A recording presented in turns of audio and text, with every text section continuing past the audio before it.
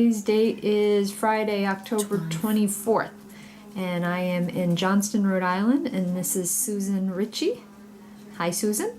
Hi, Linda. Hi. And Susan, this is horrible since we are related, and I know your birthday is in February 1963, but I don't know the actual date. The 6th. Okay, so February 6, 1963, that makes you 51. 51. All right.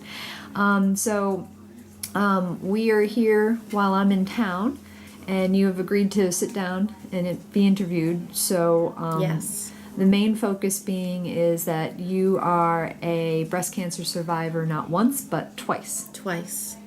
So when was the first, how old were you? What were the circumstances of your first fight and battle with breast cancer? I was 31. Mm-hmm.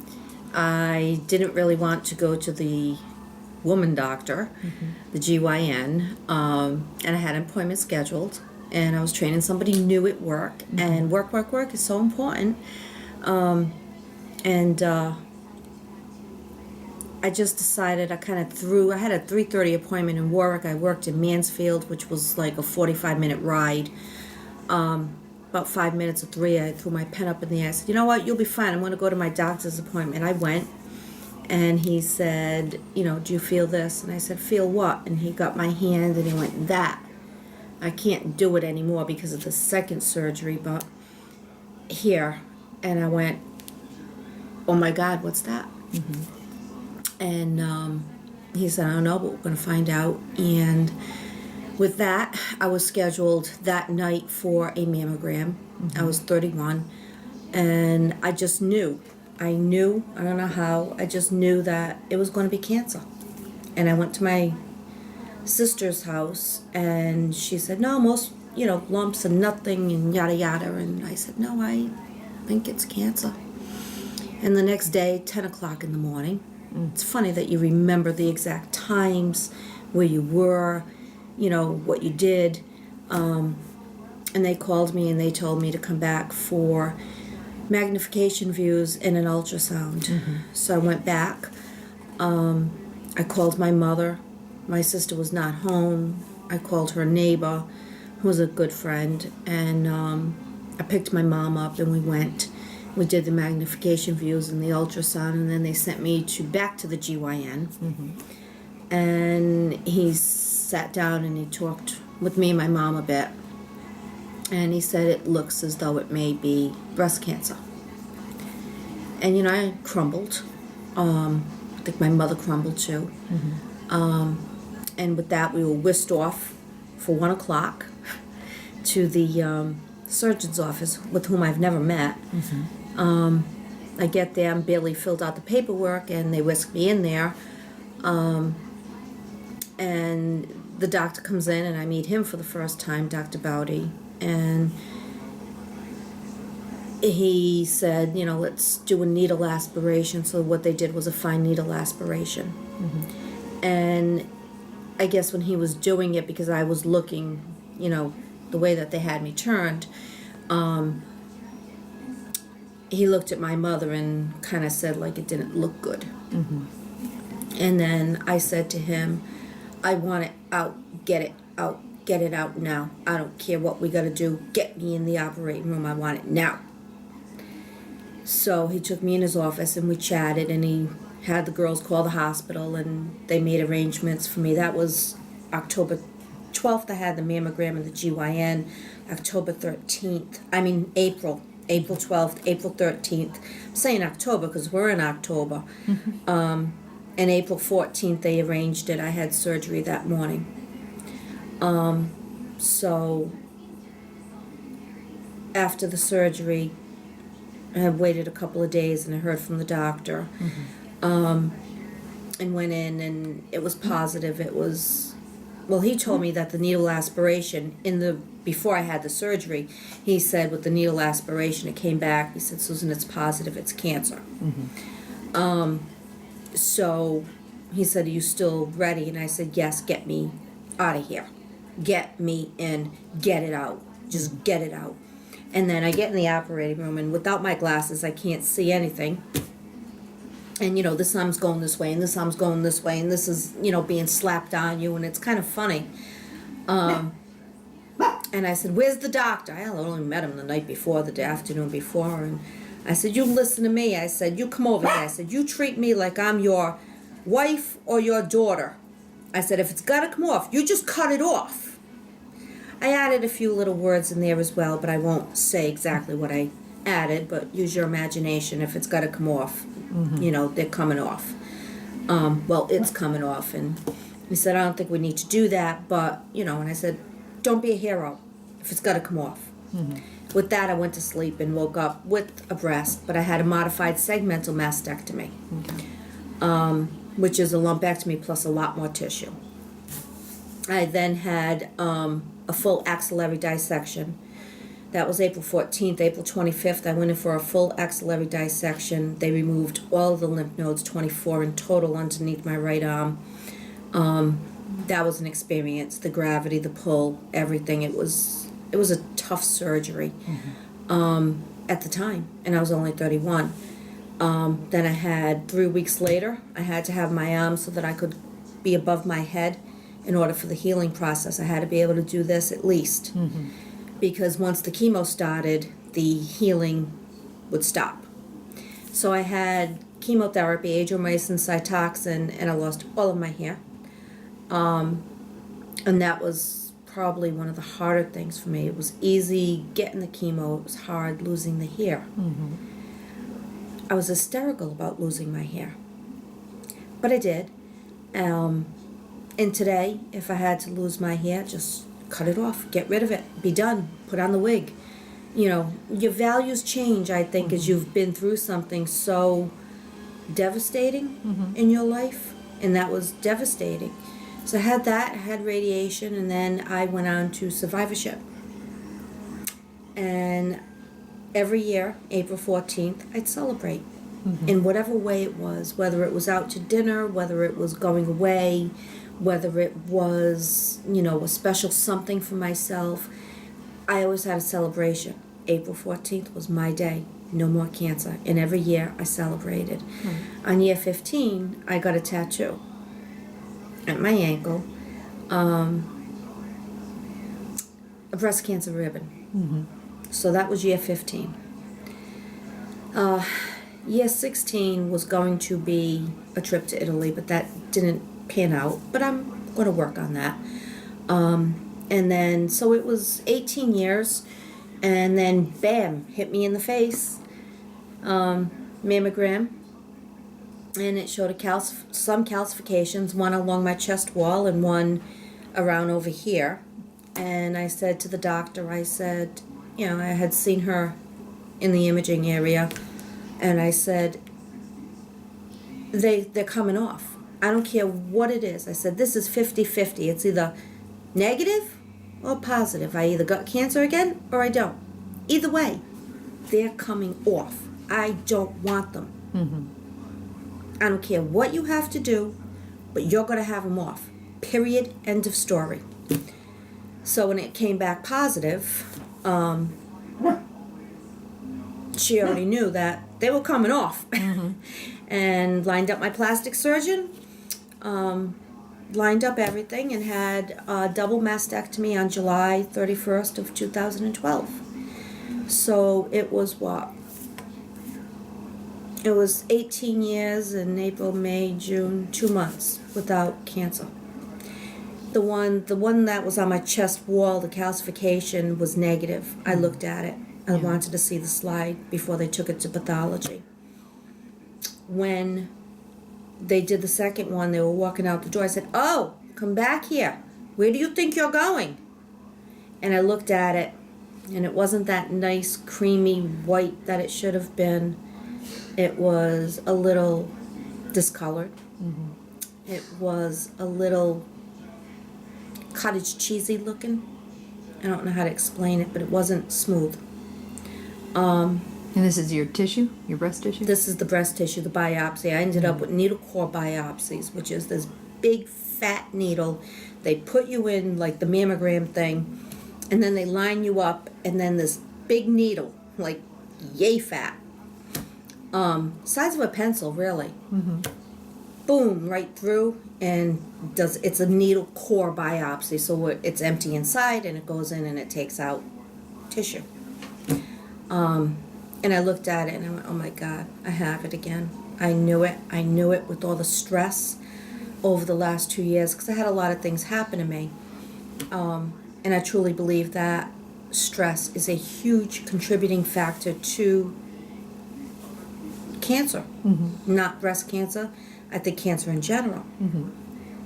But, so I had a lot of complications, and the only thing that I can honestly say is, you know, I kind of like that song by Cher where she says, you know, I've been brought down to my knees, but, you know, you're not going to keep me down. I'm going to be standing. And I really like that song because I picture myself with that song, and I keep saying right again, I hit another roadblock, having breast cancer at age 49 this time. Actually, was I 40? Yeah, I was 49. And, you know, I look at it, and it's like, I'm Cher. Mm-hmm. I am going to keep standing. I don't care what obstacle is in my way. I am going to get past it, and I'm going to survive. And that's how I look at everything. You know, I've had complication after complication with this surgery because I failed everything. I failed tissue expansion. I've got cellulitis 3 times. I failed everything. I mean, I plateaued at physical therapy. But you know what? I have ailments. I can't feel these fingers. But you know what? I'm standing. Mm-hmm. I'm going to keep standing. Yes, I'm in pain. Yes, it hurts. But you know what? I'm standing, and I'm going to keep standing. And it's not going to get me down. I won't let the disease get me down and let it come back again. It best not come back, because you know what? I'm going to get it every time. Mm-hmm. And I'm going to win, not it. So being a survivor to me is living every day to the fullest capability that you can, enjoying every day, taking the time to smell the roses. I spend a lot of time outside looking at nature. I enjoy seeing the clouds, or I enjoy seeing the trees out there, or I look at the sky out there. Just little things, all the little things that people don't even see in their day-to-day lives. I see, because I look at it and I appreciate it so very much more, because I've been given another chance. This is my second chance at defeating this disease. Mm-hmm. And I'm going to do it each and every time, but I'm not going to have any more times. That's it. I've wiped the slate. I've cut them off. I've gotten rid of the little things. And there was this thing on Facebook. It said, you know, yes, they're fake. My real ones tried to kill me. Yeah. So now I've been saying that. Yup, my real ones killed me. They wanted to kill me. So therefore, you know, if you want something and you want to do something, do it. You know, all my life it was, well, I don't want to do something alone because, you know, big loser. Mm-hmm. But you know what?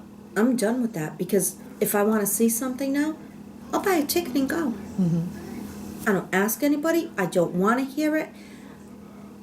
I'm not waiting for somebody else's answer. I am going to live my life to the fullest. I am not going to have regrets. I am going to move forward. I'm going to smell the roses. I'm going to enjoy everything that life has to offer me. And I have disabilities and, you know, issues. So be it. I'm not going to let it stop me. I refuse to let it stop me. And I just believe that you have to live each day and enjoy it. So that's what surviving breast cancer is to me, is just living every single day, thanking the good Lord at night, every night, for another day, for keeping me healthy, for keeping me safe. The second time having breast cancer, Mm-hmm. I become very spiritual. I'm Catholic, as you know. Mm-hmm. I've always believed in Catholicism. I don't exactly practice all of it. I don't go to church. I probably should, but I don't need to go there to show my beliefs. Right. For me, I talk to God, I talk to Jesus every single day. I'm thanking them for everything that's filled my life with that day and getting me through that day. There were so many times that, being as sick as I was, that I know the man upstairs was carrying me. Mm-hmm. And at times now, he's carrying me. But you know what? It's okay because I'm standing. You know what I'm trying to... You're still here. I'm still here. I'm going to be here. I'm not going to let it get me down. I am not. I refuse to, no matter what obstacle they throw at me. I just don't. I'm going to throw it back. So survival to me, in surviving this, is doing everything that I can to keep it at bay. Try to eat healthy, not all the time. Mm-hmm. Okay, so I can eat a bag of potato chips in one sitting. You know, I try not to eat like processed food, because I think that's bad for you. You know, all that, throw it in the microwave, just add water. So it's for me, you know, just getting up every day, planning a day. It doesn't matter how I feel, because whether I feel good or bad, I'm still going to go for a walk. I'm still going to do as much as I can every single day, because I will never let anything to do with this disease inhibit me. You know, of course, I have your niece's wedding on Sunday, and I'm going to that, and that's going to be a long day for me. But you know what? I'm not going to let it keep me. I'm not going to let anything hold me back or keep me back. I'm going to keep going and going and going. So, you know, I plan things now. If I see a movie or a concert or, you know, something with the theater that I want to see or do, I make plans and I go. I don't need anybody to go with me. I am taking each thing that I want to do and do it. I'm not going to let it stop me. I'm not going to let anybody stop me from being able to enjoy all those little things. You know, you look back and, Jeepers Crow, I wanted to see so-and-so, or Jeepers Crow, I wish I had done this then. You know, I mean, I visited Hoover Dam. You know, for years I wanted to go. Nobody wanted to go. Well, you know what? Susan went. Susan saw it. And Susan's happy that she did. Because I finally got to do, and that's, again, what it means to me. I am going to do everything because that's going to help me up here, which helps me in the overall being. Do you know what I mean? Because I think mind and health are one and the same. Right. You have to have a healthy mind to keep your body healthy. It's all connected. It is all connected. And as far as stress, now stress, go away, be gone. Because I really truly believe in my heart that I could not have gone 18 years surviving the disease. And then it comes back after little more than 2 years of complete and utter stress. High volume stress. Right. So I think I really think that that's what brought it back. And this one came back HER2 positive. When I got tested for BRCA, and I'm BRCA negative, so Angelina Jolie and removing her as, you know, whatever. I don't mean to sound like that, but you know what? You don't have to have the BRCA gene in order to get breast cancer. Right. And I think that's, you know, everybody's like, oh, Angelina Jolie. I don't hear about Susan Ricci, you know, in the paper saying, you know what, Susan was proactive and removed her other breast. Where do you hear that? I don't hear that. Yeah. But, you know, I don't know, Linda. I think surviving breast cancer and survivorship is just one day at a time. Make plans, look ahead, take that time, smell the roses, look at nature, Look at the different things in the world. You'll take a second look and appreciate so much more if you take the time. Has you've touched on it a little bit, but what else has changed from the first survivorship to the second one? I think I am more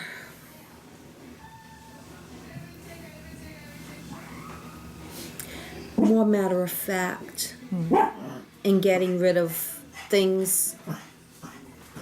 Bella, come here. I had the support of my mom and the love of my mom. She did so much for me.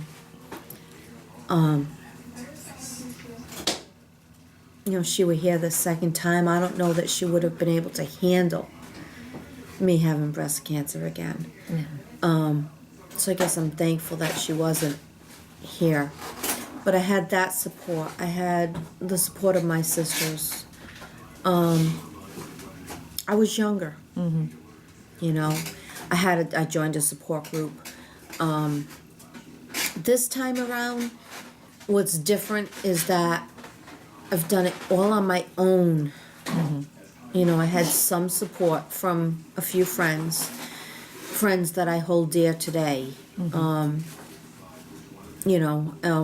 Jan and Mike, they lived here in the condo. He would take me to my doctor appointments, and she was there when I came up from surgery after the latissimus dorsi. And she said, and I don't remember it, but she said that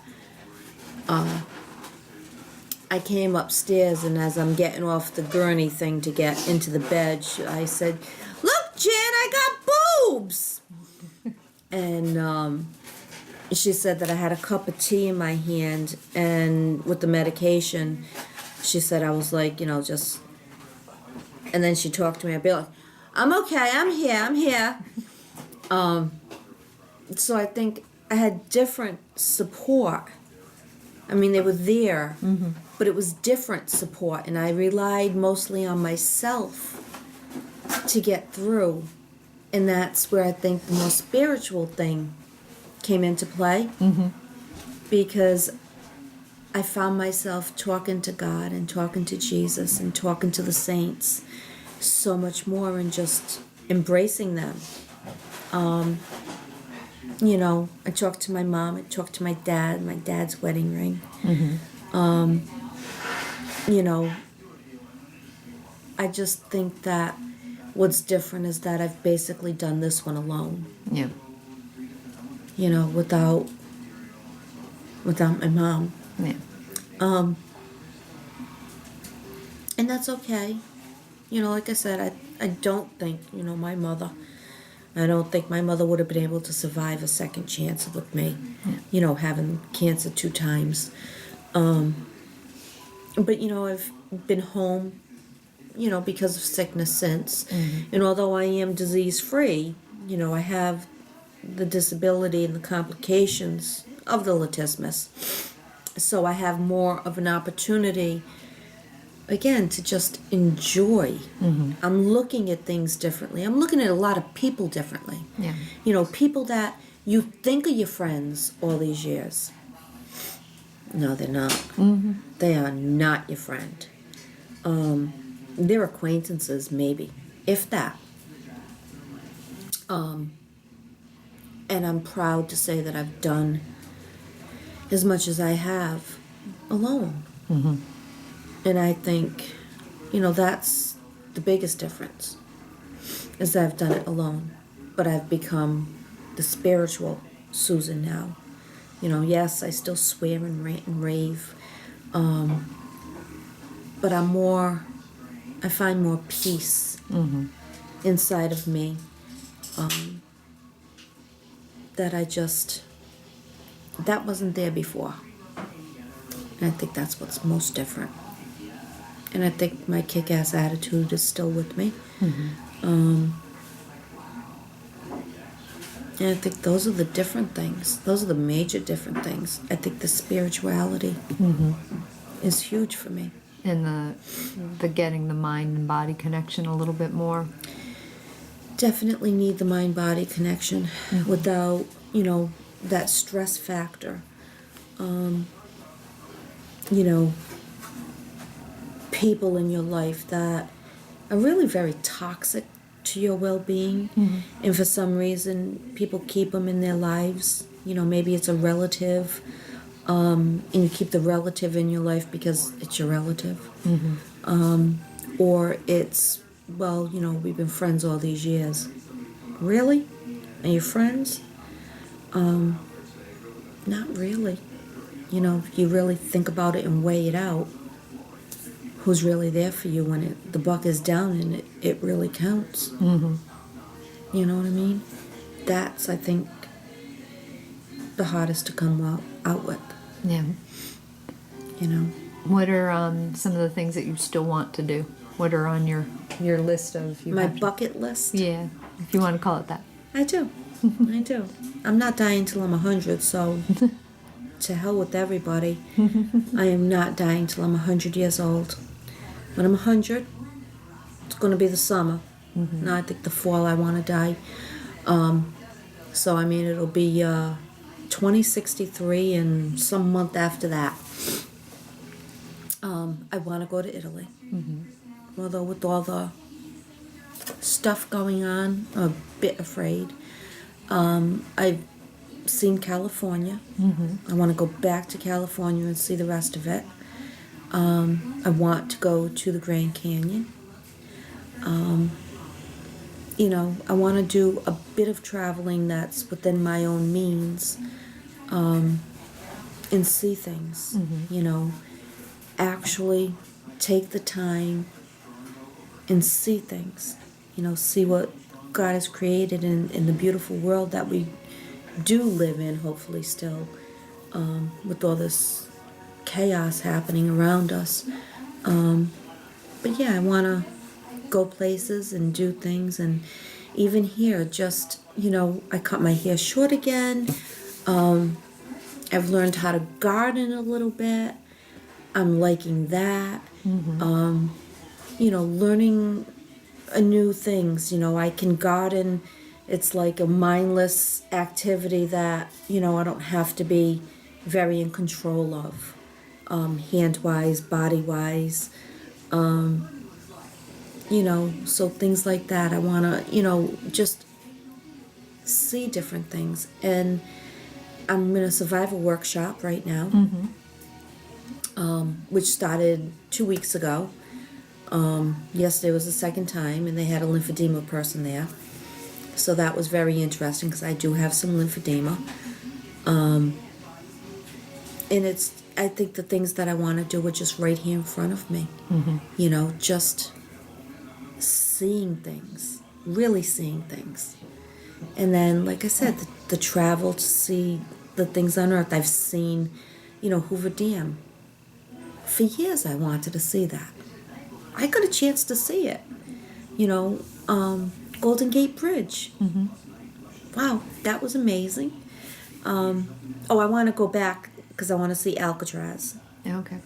That's another historical thing. I did Napa Valley. Went to Calistoga. So that was really interesting. That was with my cousin. Just more, as much as I can take in my lifetime. I don't want to let things go by anymore. I don't. I just want to see and feel everything, because life is so precious, and God's given me another chance, and I'm not going to get stressed about it ever again, because there's not going to be a third time. Yeah. Is there, knowing other women that maybe are in their first having to deal with breast cancer, any advice for them? Put on your big girl shoes and boots and, just fight, inside of you. Just know that you're a winner, that you're going to beat it, that, I know when I was first diagnosed the first time and having chemotherapy, I used to get chemotherapy at 1 o'clock in the afternoon. And right here at this table, my mother would make me scrambled eggs or fried eggs, bacon, home fries. My mother made good home fries. And I had a full breakfast beforehand. And I had chemo on a full stomach. And I took the anti-nausea medication, the Zofran, 8 hours exactly. I didn't let it slip by not 1 minute. But just for them to take the time, if they're working, take that time out of work. Because you know what, Linda? I didn't do that the first time. I worked through the whole chemotherapy and radiation and the whole bit. You know what? No. It is so hard and tough on you. And depends on what age you are. I mean, I was 31. I worked. It was like, yep, okay, so I worked from home some days or I didn't. Take the time off. You are not a hero. You know, be good to yourself. Set goals, measurable goals. You know, I bought my first Movado watch when I was in the middle of radiation. Went up to New Hampshire with my mom and my aunts. And you might remember them, Mimi, Lily, and Gigi. Remember I them? think I remember. Maureen and Lisa probably did. Yeah. And I bought my first Movado. It had a lizard strap.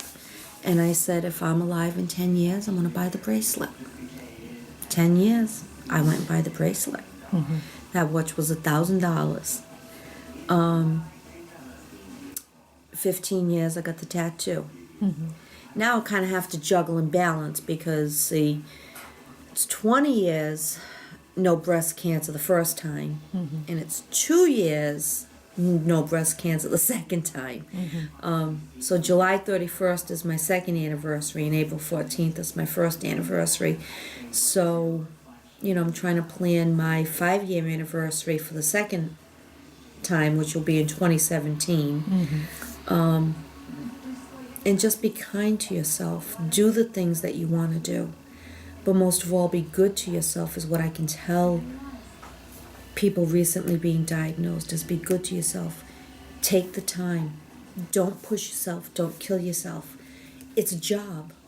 If it's there for you when you're done with treatment, very good. You've got a great employer. If it's not, shame on the employer for losing a great employee.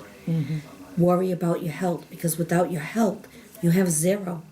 If I'm not healthy and I'm not breathing today, work is going to get another body in there and do your job. They don't care. You're a number. So, anybody newly diagnosed, take the time for yourself. Don't overwork yourself about it. Shore up all your strengths versus scattering your strengths. Well, yeah, you have to. Focus on you. Do what you need to do for you. You know, and again, if work is there, great. You've got a great employer. Be thankful. And if it's not, shame on them. But good for you, because you know what? Now you don't. And you can maybe find a good employer at this time. You know what I mean? It's like things happen for a reason. You know, they say people come into your life for a season, a reason, a lifetime, all of that stuff. I truly believe in that. Because everybody comes into your life for whatever reason there may be at that time. And you don't know what it is at that particular moment, but it's for a reason. And it could be a long-term reason or a short-term reason. I don't know, and I don't think anybody does, but you need to take the time, smell the flowers, and embrace your life. Yeah, you're right. The employer will go on. The employer goes on. You need to go on. You're more important than the employer.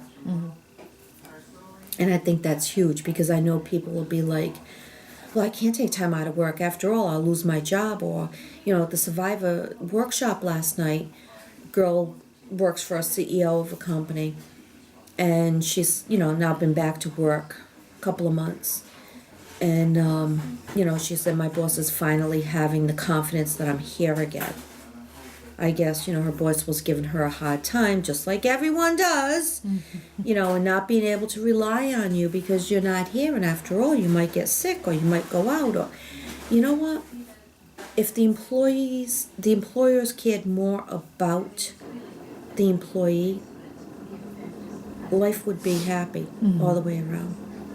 Because a lot of these girls are running around saying, if I'm not at work, I'm going to lose my job. And if I lose my, they don't, because you are a number. And there are so many people worried about their jobs instead of themselves. And I think the take out of this is take care of you. It'll all fall into place afterwards. Yeah. If you don't take care of you, there's nobody going back to the job anyway. No. They'll just get another body in there. They don't care. It's a body to them. It is just a body. I don't care what you do. Even the President of the United States, it's a body. He's not there, Vice President kicks in.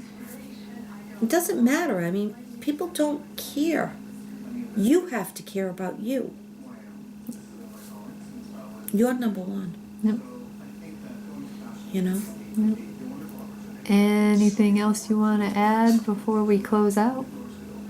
I just think that surviving is just living.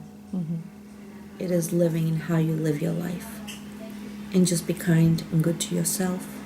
And make sure you satisfy your needs before anything else. Okay.